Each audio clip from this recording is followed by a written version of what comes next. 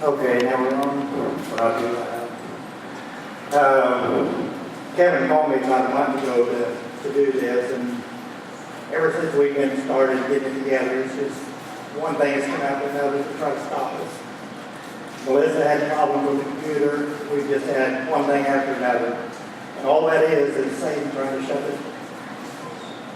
I think we have to go ahead and do what we know we're supposed to do. And so that's what we're here to do, try to fill in with Kevin. I know some people haven't been here before, and I would ask you to come back and give it a second chance after hearing me. So Kevin said, Kevin starts with something a little funny. And I heard about a man walked in a retirement home. He goes in, he's got a three-piece suit on, his briefcase by his side, make sure his shoes all shined up, and he's just make sure he's real presentable. He walks down the hallway, and this lady in this wheelchair come out, and she bumps right into him. And he stands back and he says, "Ma'am," he said, "would you watch what you're doing? Excuse me." He said, "Do you know who I am?" And she said, "No, but if you go over at that desk right there, they'll tell you."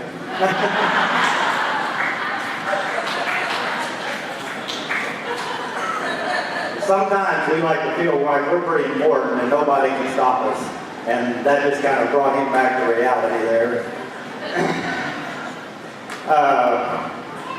Like I said, when I started this, I would start writing stuff down, and something would interrupt me, something would get my mind off of it. I just couldn't stay focused on it. And finally I had it done. I got everything organized. I got what I want to say. Still, I just didn't feel good about it. Just wasn't feeling relaxed, and I've spoken here 2 or 3 times, and it's getting a little bit easier, but I just didn't feel good about this. 7 o'clock this morning, I get a text from Kevin and Trish in Canada. Said that we know the church is in good hands, and we know you're going to do a job. We wish we was there to hear you. That's what I needed to get me back on track to do what I'm supposed to do. So Marty is taking it, so I hope that Kevin hears it's not too disappointing with what's going on here. Okay, we're going to read in 1 Corinthians chapter 13, where Shay was talking about. And in the previous chapters, when God was talking to people, he was talking about appointing apostles and prophets and teachers and workers of different miracles. And he's going to tell them how to do that right here in 1 Corinthians chapter 13. It said, "If I speak in tongues of men and of angels, but have not love, I am only a resounding gong or a clanging cymbal. If I have the gift of prophecy and can fathom all mysteries and all knowledge, and if I have the faith that can move mountains, but I have not love, I am nothing. If I give all my possessions to the poor and surrender my body to the flames, but have not love, I am nothing." Everything he talks about here, unless you're doing it in love, it's just meaningless. It doesn't mean anything, and that's not what he has intended us to do.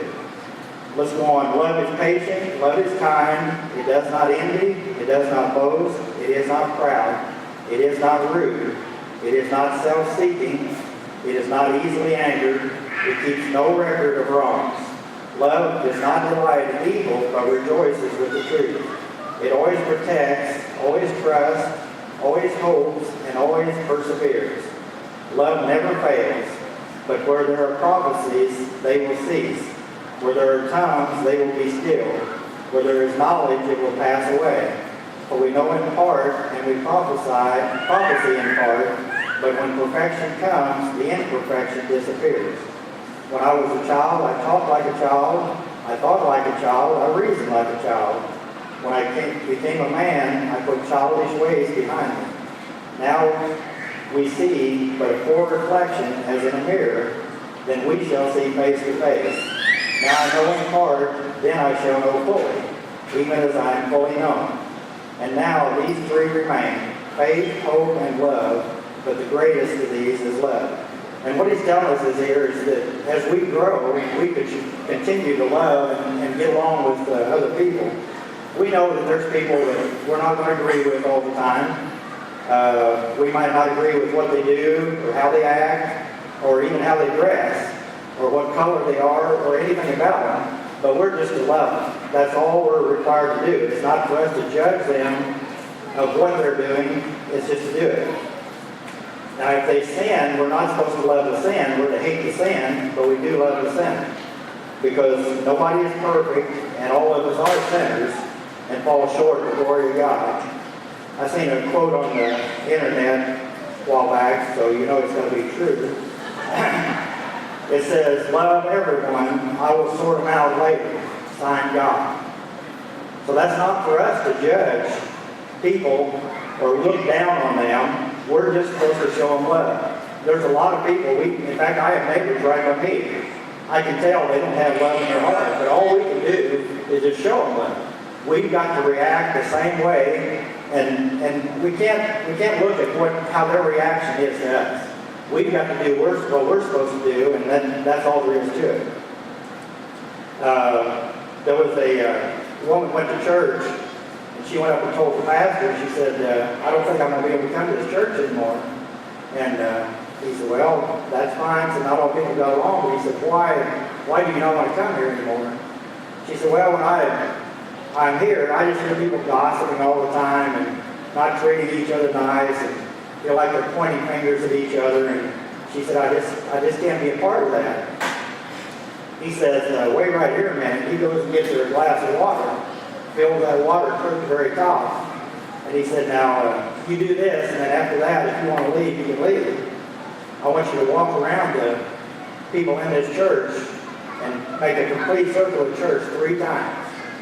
So she's got this glass of water, and she makes it around, and she comes back 3 times and hands him water. And he said, "Now, did you hear anybody pointing fingers or talking about you or quarreling or not getting along?" She said, "No, I didn't." And he said, "Do you know why that was?" She said, "No, I don't think so." He said, "You were focused on what you were doing and taking care of yourself.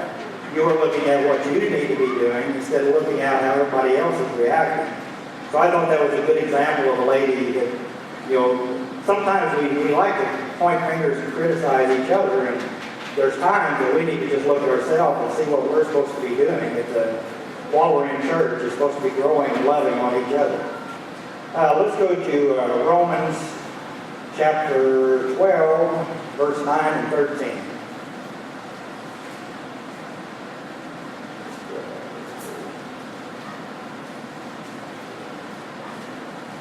Chapter 12, verse 9 through 13.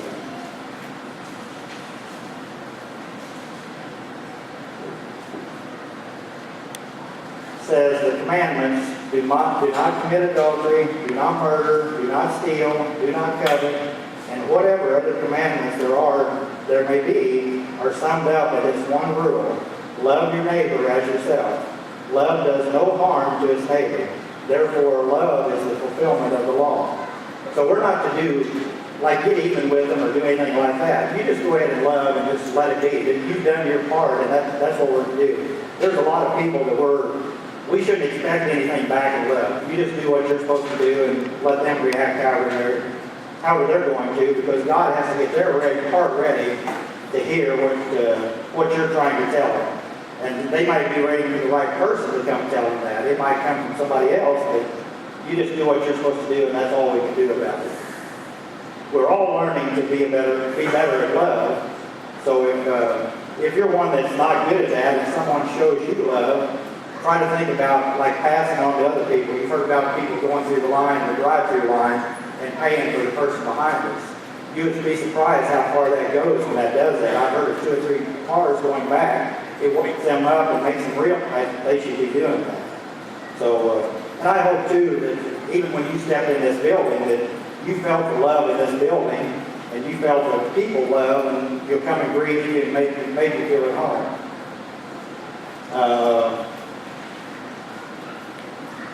I heard about too a couple was having trouble, and they went to see a marriage counselor, and they go in there, and the marriage counselor sits there and listens to the man talk for about 30 minutes, and he has the woman talk, and she talks for about 30 minutes.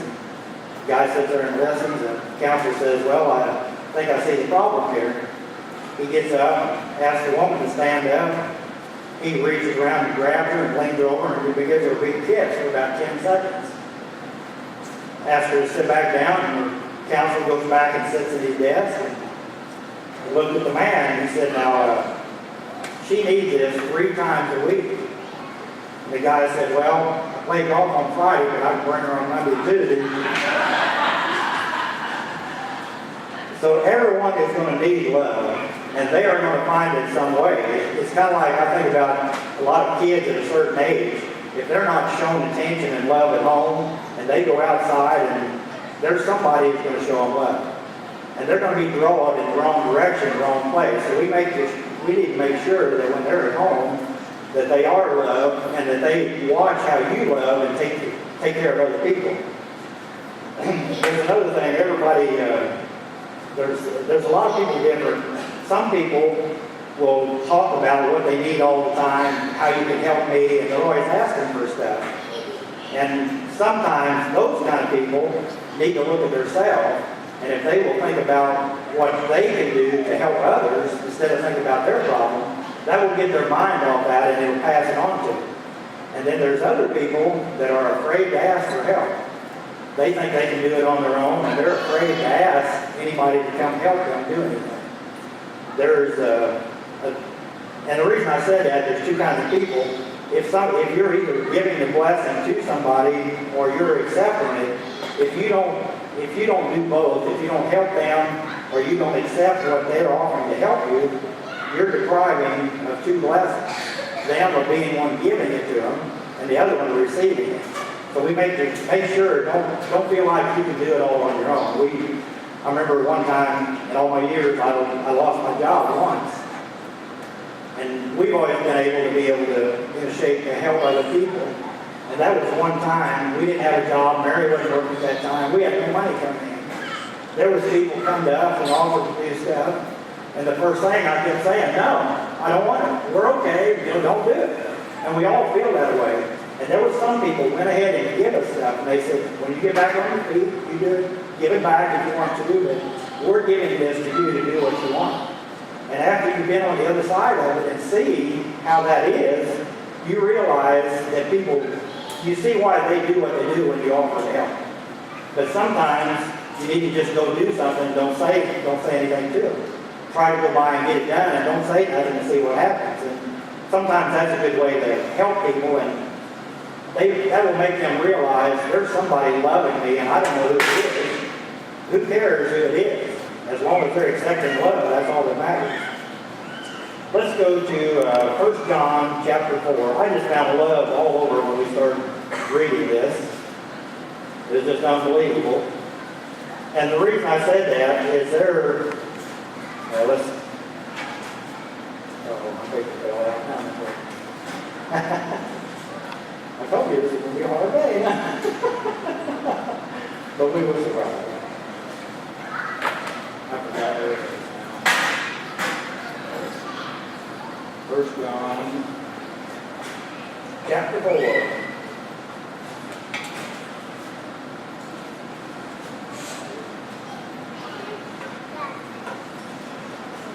Have you got it? Or is it? It's 7 through 12 what it is. Have you got it in your Bible? Let me see it. Just a second. Chapter 4, verse 7 through 12. There it is. Okay. Now we're okay. All my markers fell out and I'm lost. 1 John chapter 4, 7 through 12. It says, dear friends, let us love one another because love is from God. And everyone who loves has been born of God and knows God. The one who does not love does not know God, because God is love. God's love was revealed among us in this way. God sent His one and only Son into the world so that we might live through Him. Love consists in this, not that we love God, but that He loved us and sent His Son to be the propitiation for our sins. Dear friends, if God loved us this way, we must also love one another. No one has ever seen God. If we love one another, God remains in us, and His love is perfected in us. So it's telling us that God has showed us how to love, and it's a kind of love that I don't think we can hardly fathom what it is, because even as much as you love like your spouse or your kids or your grandkids, this is a love that we just can't hardly fathom, even though all we've done is being bad and sinning all the time. But God loves us no matter what we do, and we can never, that can never be taken away from us. And so we're to follow the example that Jesus showed us in the Bible here. I found in the NIV version that I've got that the Bible talks about love 310 times. So that means it's pretty important that if he would bring it up that much, that we would need love. And we all need practice. We should get better at loving each other and helping each other, and that's what we're here for. Okay, we're going to have an invitation now. And sometimes you just, God will nudge you to tell you to do something or to come forward or ask somebody to pray for you or whatever. And other times it takes something tragedy to wake us up, to make us realize that we're not on the right track. Back in the early 90s, I heard a document, and I actually heard this guy speak. In the 90s, there was a big flood out in Kansas in Flint Hills, and it was Robert Rogers and his family. He had 3 kids, I believe, and his wife. Their car got swept off the bridge and went floating down the river. And this Robert Rogers was the only one that survived. The next day, they found his 3 kids still buckled in the car. And he had to go to the hospital and identify each one of his bodies one at a time. And he said that was the most torturous thing. And it was a week later, they found his wife about a half a mile down the street. And again, he had to go do this. And he said, I looked at it, just woke me up. He said, either we believe this stuff or we don't. That's basically what it boils down to. You don't just pick parts of it. You either believe everything is true in here or you don't believe it. That's just the way it is, and that's why he said that. I thought that was a good example of thinking it. And maybe, just like me, I for a long time since we've been going to church, I believed there was a God, but it wasn't until something happened that I woke up, and I wasn't living like I was supposed to. I wasn't living for God. God wasn't ruling my life, is what I'm trying to say. So there comes a part, there's a difference between knowing God and having a relationship and Him being in your life. Because even the devil believes there is a God. And that's something that's hard for us to hear sometimes, but we need to be beyond just knowing there's a God. So if you would like to come up front and pray, there'll be people up here. If you want to come up and just have a deeper relationship, we'd ask you to come up and film with us, and Jim would go and come up. If you'd like to pray for these, or you can grab someone else to pray with, it's fine. But anyway, let's close in prayer, and then we'll have one more song and close. Heavenly Father, we just thank you just for a great day being in your house. We know we've had a lot of trials set for us before we started this, but we just ask that you will glorify and your word was sent out for people to hear. Just be with each of these people, be with all the travelers, and bring each of them back safe, and just go and show love during this week. In your name we pray.